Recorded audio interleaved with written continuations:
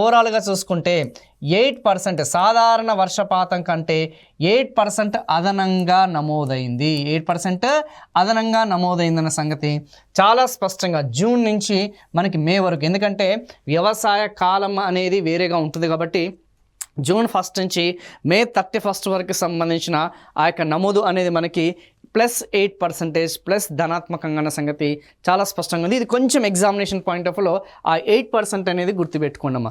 So దానికి సంబంధించిన ఆ యొక్క ఏదైతే మ్యాటర్ ఏదైతే ఉందో ఆ యొక్క సమాచారం అంతా కూడా మీకు స్లైడ్స్ రూపంలో ఇవ్వడం జరిగింది. సో తెలంగాణలో 2023, 2024లో 994.8 మిల్లీమీటర్ల యొక్క వర్షపాతం అనేది నమోదైంది. సాధారణ వర్షపాతం కంటే 8% ఎక్కువ. So first and foremost question మనకి ఎగ్జామినేషన్లో ఒకవేళ అడిగితే మాత్రం ఇది. అట్ ద సేమ్ టైం మనం చెప్పుకునే నైరుతి పవనాలు ధనాత్మకంగా రికార్డ్ అయింది, ఆల్రెడీ ఇది కూడా మనం చెప్పుకున్నాం. అట్ ద సేమ్ టైం ఏదైతే మనం చెప్పుకున్న ఈశాన్య ఋతుపవనాలు కానీ లేదంటే మనం చెప్పుకున్న శీతాకాలం పంట కానీ నెగిటివ్గా రికార్డ్ అయింది. అట్ ద సేమ్ టైం మళ్ళీ వేసవి పంట వచ్చేసి మనకి 45% అనేది అదనంగా సూచించిందన్న సంగతి చాలా స్పష్టంగా మనం డిస్కస్ చేసుకోవడం జరిగింది.